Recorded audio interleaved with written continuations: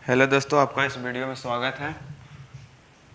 देखिएगा, आईएएससी first year का first chapter है सजीव जगत। सजीव जगत के बारे में मैं अच्छा तरीक़ा से बताने जा रहा हूँ। देखिए, पहले जीव विज्ञान के इंट्रोडक्शन के बारे में जान लेते हैं।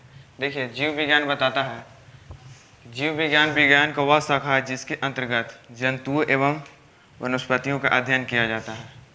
ठीक है, जीव विज्ञान के जनक अरस्तु को कहा जाता है। जीव विज्ञान के परिभाषा के अनुसार बोले तो जीव विज्ञान जिस शाखा के अंतर्गत जीव जंतुओं एवं वनस्पतियों को अध्ययन किया जाता है उसे जीव विज्ञान कहते हैं।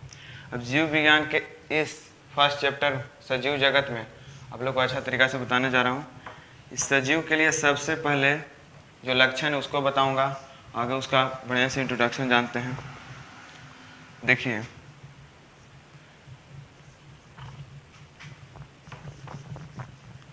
जीव विज्ञान के पितामह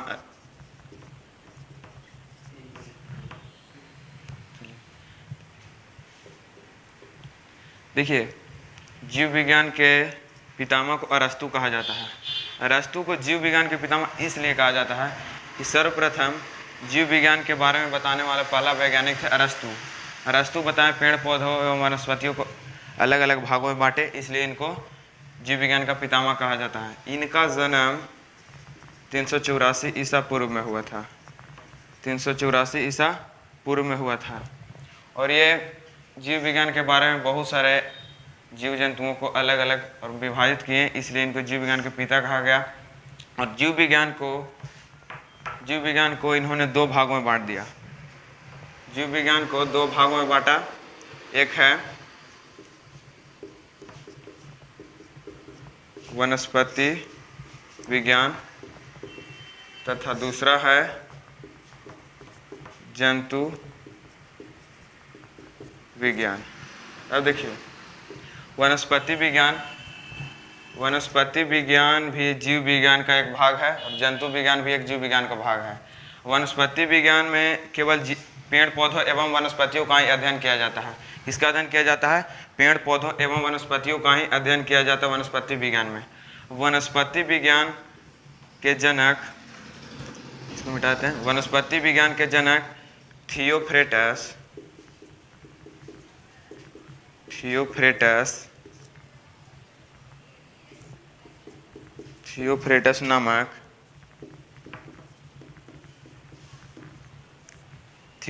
नामक वैज्ञानिक को कहा जाता है। देखिए, जीव विज्ञान के पिता तो अरस्तु हो गए। अरस्तु के बाद अब जीव विज्ञान को दो भागों में बांटा गया, पहला वनस्पति विज्ञान, दूसरा जंतु विज्ञान। अब जंतु विज्ञान से रिलेटेड है जीव विज्ञान। पूर्ण तरह से जीव विज्ञान के बारे में अरस्तु बता दिए थे कि जीव को अलग अलग भागों में बांटा गया, इस प्रकार के है और इतना शाखाएं इसमें। तो वनस्पति विज्ञान पे ज़्यादातर अरस्तु जी फोकस नहीं किए थे। अब ये फोकस नहीं किए, इसी की वजह से इनका ज़्यादा इस पर ध्यान नहीं दिएगा। जीव विज्ञान के पिता तो अरस्तु है, फिर जंतु विज्ञान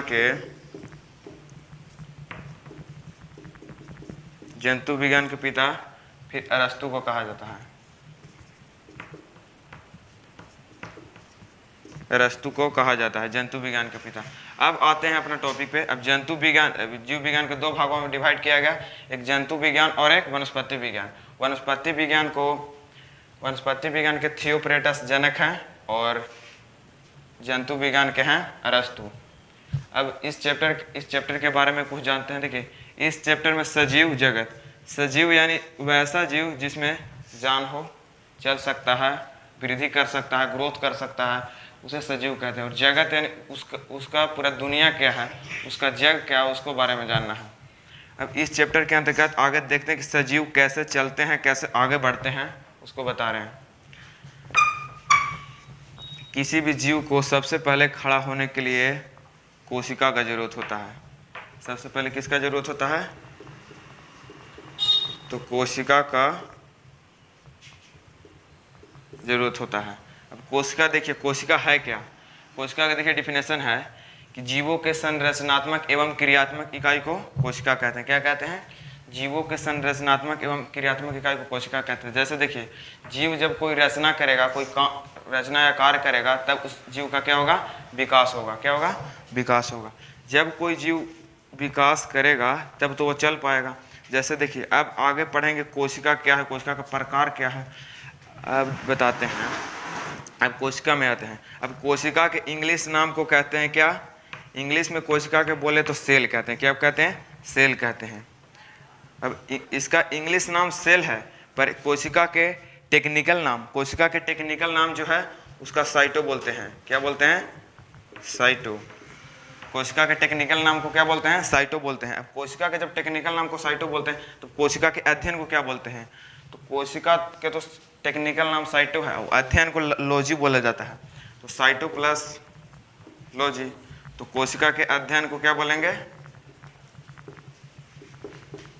कोशिका के अध्ययन को साइटोलॉजी कहते हैं। अब देखेंगे कि हम कोशिका, हमारा शरीर में कोशिका क्या भूमिका और कोशिका किस प्रकार से, और कोशिका का खोज कब और किसने किया। देखिए, कोशिका जो है, कोशिका के सर्वप्रथम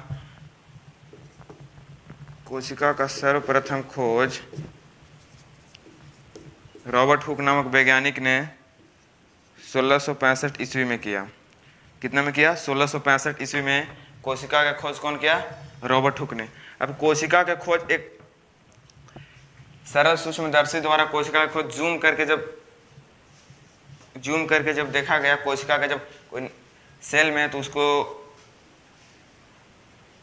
कोई भी पेड़ का एक भाग में देखा गया। सबसे पहले देखा गया कोशिका खोज किया गया रॉबर्ट हुक द्वारा। अब रॉबर्ट हुक 1665 ईस्वी में सबसे पहले किसी भी चीज़ में कोशिका को देखें तो सबसे पहले नामकरण कोशिका कौन किया?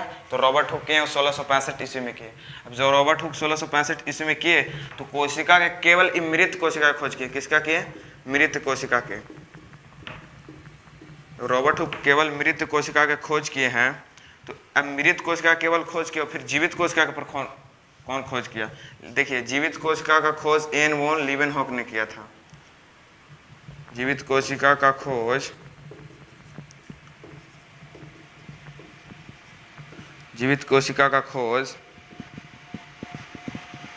एन वॉन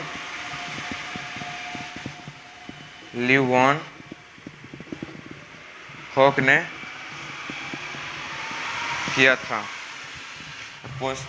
जीवित कोशिका का खोज एन वॉन लीवेनहॉक ने किया और मृत कोशिका का खोज रॉबर्ट हुक ने किया। देखिए, अब कोई पूछे तो कोशिका का खोज कब और किसने किया, तो कोशिका चाहे मरा हो या जीवित हो, लेकिन कोशिका का खोज तो सबसे पहले किए तो कौन किए? रॉबर्ट हुक किए और 1665 ईस्वी में किए। ठीक है, अब आगे बढ़ते, कोशिका का खोज पता चल गया। अब आगे बढ़ेंगे कि सबसे पहले कोशिका बड़ा कौन है, छोटा कौन है। देखिए, पूरा दुनिया में यदि सबसे बड़ा कोशिका के बोला जाए तो पूरा दुनिया में सबसे बड़ा कोशिका है शुतुरमुर्ग का अंडा। किसका?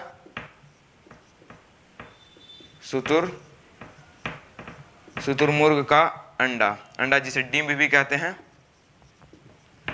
शुतुरमुर्ग का अंडा पूरा दुनिया में सबसे बड़ा है। और क्या बोलते हैं? शुतुरमुर्ग का अंडा सबसे बड़ा है पूरा दुनिया में। अब शुतुरमुर्ग का अंडा सबसे बड़ा कोशिका है, तो सबसे छोटा कोशिका कौन होगा?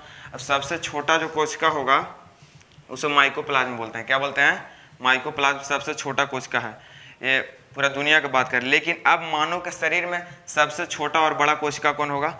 अब मानव के शरीर में सबसे बड़ा और छोटा कोशिका की बात यदि करेगा,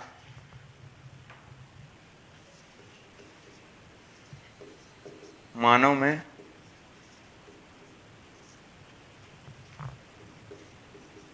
सबसे बड़ा कोशिका, देखिए, मानव में सबसे बड़ा कोशिका है। मानव में सबसे बड़ी कोशिका का नाम है क्या? शुक्राणु। क्या है? सबसे बड़ा कोशिका का नाम क्या है? शुक्राणु। और सबसे छोटा कोशिका का नाम है क्या? अंडाणु।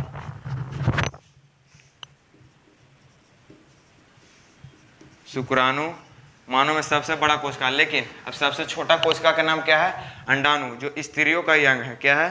स्त्रियों का अंग है अंडाणु। अंडाणु स्त्रियों का अंग है। सबसे छोटा कोशिका के नाम यदि क्या बोला जाएगा? ह्यूमन में बोला जाएगा तो किसको? अंडाणु को। सबसे बड़ा शुक्राणु को।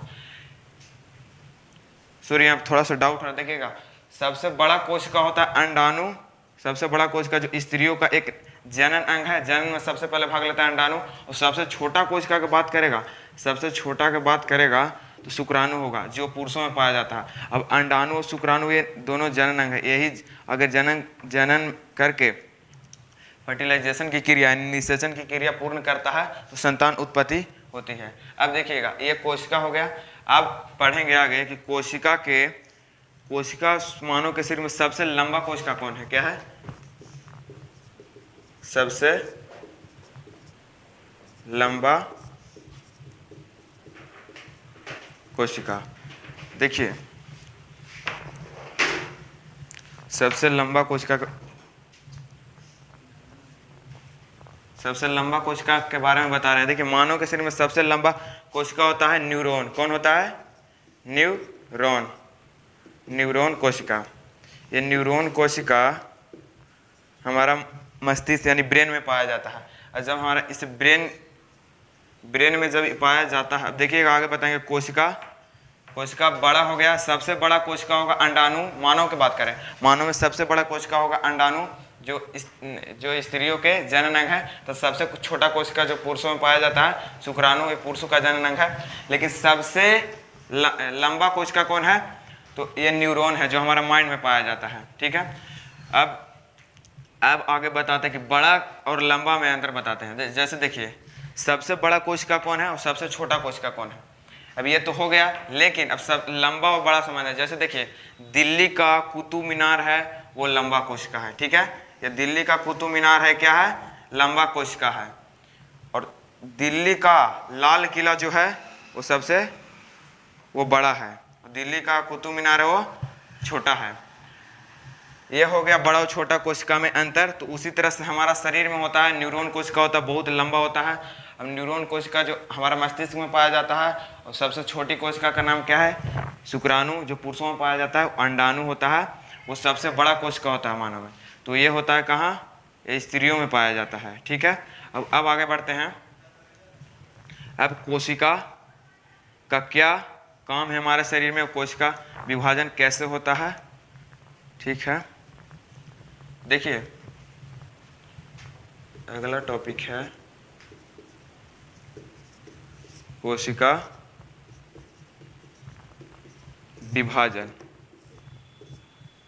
देखिए हमारे शरीर में कोशिकाओं का निर्माण होता है एक मरे हुए कोशिका से। सबसे पहली बात, हमारे शरीर में कोशिकाओं का निर्माण होता है किससे, हमारा मरा हुआ कोशिका से। अब कोशिका कहता है कि रचनात्मक जीवों के रचनात्मक एवं क्रियात्मक इकाई को क्या कहते हैं, कोशिका कहते हैं। जब रचना करेगा, काम करेगा, जब रचना बना रहा है उसको, रचनात्मक यानी बना रहा है, क्रियात्मक यानी काम कर रहा है। तो जब बनाएगा तब तो काम करेगा, और जब बना रहा है तो ये काम कर रहा है। और जब काम करेगा तो कोशिका क्या हो जाता है, कोशिका का डेथ हो जाता है। क्या हो जाता है, कोशिका मर जाता है। और जब कोशिका मर रहा है तो कोशिका सबसे पहले जो कोशिका खोज किए थे और रॉबर्ट हुक किए थे, और रॉबर्ट हुक बोले थे कि कोशिका का निर्माण होता है वो मरे हुए कोशिका से होता है। किससे होता है, मरे हुए कोशिका से होता है। अब जब कोशिका मर जाता है उस कोशिका से अगला कोशिका का निर्माण होता है।